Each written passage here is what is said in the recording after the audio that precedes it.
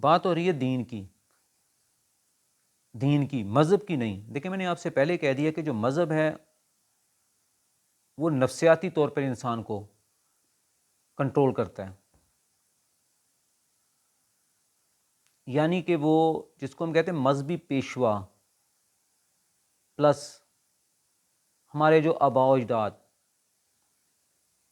وہ ایک نظام انہوں نے بنایا ہوتا ہے جس کے اندر سارا زور ہوتا ہے ثواب کے اوپر۔ یہ کر لو گے یہ ثواب مل جائے گا، یہ کر لو گے ثواب میں، اس میں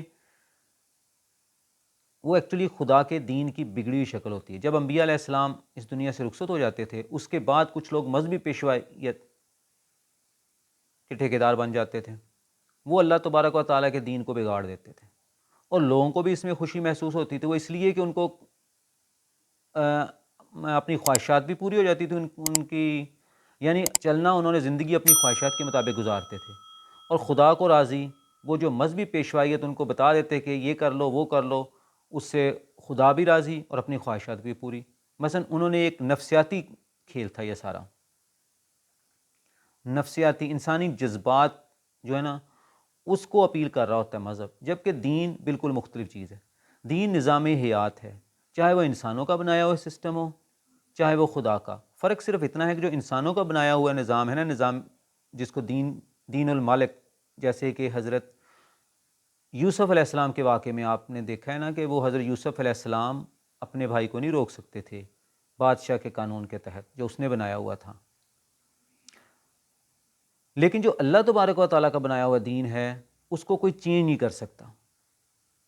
اور اب تو خاتم النبیین، آخری نبی صلی اللہ علیہ وآلہ وسلم جو ہمیں دے گئے ہیں، جو قرآن پاک میں محفوظ ہے تمام انسانوں کے لیے۔ دیکھیں نبی صلی اللہ علیہ وآلہ وسلم کو تمام انسانوں کے لیے اللہ تبارک و تعالیٰ نے رحمت للعالمین بنا کے بھیجا، وہ تمام انسانوں کی طرف آخری پیغمبر کی حیثیت سے آئے تھے، تمام للناس۔ اور یہ جو کتاب ہے جو قرآن پاک ہے یہ بھی تمام انسانوں کے لیے ہے۔ آپ سورہ بقرہ ہی پڑھ لیں، وہاں خطاب ہے نا، یا بنی اسرائیل اذکروا نعمتی التی انعمت علیکم وانی فضلتکم، اے بنی اسرائیل یاد کرو جو میں نے نعمتیں تمہیں دیں، وَأَوْفُوا بِعَہْدِی اوف بِعَہْدِکم، میرے ساتھ جو تمہارا عہد ہے اسے تم پورا کرو، تو میں نے جو تمہارے ساتھ عہد کیا ہے اسے میں بھی پورا کروں گا۔ یعنی کہ مذہب ون وے ہوتا ہے، آپ مسجد میں گئے، مزاح کے طور پہ نماز پڑھی، اللہ سے معافی مانگی پروردگار مجھے معاف کر، اور اسی وقت آپ نے دل میں سمجھ لیا کہ معافی مل گئی اور چلو جی چل پڑے۔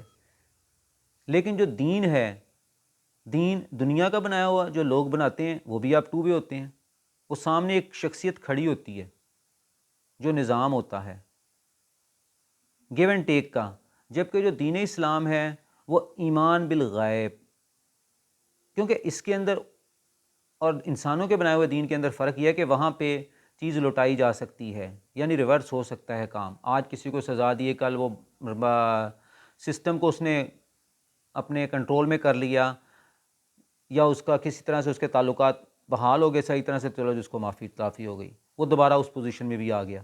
لیکن جو خدا کا نظام ہے نا، وہ میں نے آپ سے پہلے بھی بتایا ہے، وہ بہت سلولی موو کرتا ہے۔ جیسے آیت ہے نا سورہ قلم کی 44-45، فَذَرْنِی وَمَن یُکَذِّبُ بِہَٰذَا الْحَدِیثِ سَنَسْتَدْرِجُہُم مِّنْ حَیْثُ لَا یَعْلَمُونَ وَأُمْلِی لَہُمْ إِنَّ کَیدِی مَتِین، چھوڑو مجھے اور میری بات کو، فَذَرْنِی وَمَن یُکَذِّبُ بِہَٰذَا الْحَدِیثِ، جو میری اس بات کی تکذیب کرتے ہیں۔ اب آیا قذب، آیا قذب کا مطلب یہ ہے کہ وہ مانتے ہیں کہ یہ خدا کا احکام ہے، جانتے بوجھتے اس کو جھٹلاتے ہیں۔ آج کے مسلمانوں کا، جو ہم مسلمان ہیں، یہی حال ہے بالکل۔ ہمیں پتہ ہے یہ قرآن حق ہے، یہ خدا کی طرف سے ہے۔ جب ہم کہتے ہیں کہ ہم نبی صلی اللہ علیہ وآلہ وسلم کے امتی ہیں، تو یہ ہمارا فرض ہے کہ ان احکام کے مطابق اپنی زندگی بسر کریں، اور ہم غیر مسلم ہیں جیسے کرسچین، جیوز، ہندو، دنیا کے دوسرے، ہم اس کو بھی مس گائیڈ کرتے ہیں، کیونکہ وہ لوگ جب دیکھتے ہیں نا انہوں نے قرآن بعد میں پڑھنا ہے، پہلے وہ قرآن پاک سے پہلے وہ مسلمان کو سٹڈی کرے گا۔ جب ہم وہ کہے گا کہ مسلمان بھی جھوٹ بولتا ہے، مسلمان بھی کاروبار میں فراڈ کرتا ہے، مسلمان بھی اپنے بھائیوں کے ساتھ زیادتی کرتا ہے، نمازیں ہاں 5 وقت کی پڑھ لیتا ہے، باقی سارے کام تو یہ غلط کر رہا ہے۔ آپ ویسٹ میں چلے جائیں، وہاں چیزوں میں ملاوٹ نہیں ہوگی، وہاں میڈیسن میں ملاوٹ کا کنسیپٹ ہی نہیں ہے، دودھ میں ملاوٹ کا کنسیپٹ ہی نہیں ہے، ہمارے ہاں بالکل ہی الٹا کام. تو میرا کہنے کا مطلب یہ ہے کہ ہم دوسروں کو مس گائیڈ کر رہے ہیں. اب جو آیت یہ کہہ رہی ہے فَذَرْنِي وَمَن يُكَذِّبُ بِهَٰذَا الْحَدِيثِ، چھوڑو مجھے اور اس شخص کو جو میری باتوں کو تکذیب کرتا ہے، ان کو جانتے بوجھتے ان کو سَنَسْتَدْرِجُهُم مِّنْ حَيْثُ لَا يَعْلَمُونَ وَأُمْلِي لَهُمْ إِنَّ كَيْدِي مَتِينٌ.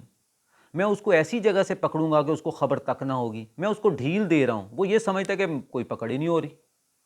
میں اس کو ڈھیل دے رہا ہوں اور میری پکڑ کا سے وہ باہر نہیں جا سکتا. میری چال کا کوئی توڑ نہیں ہے.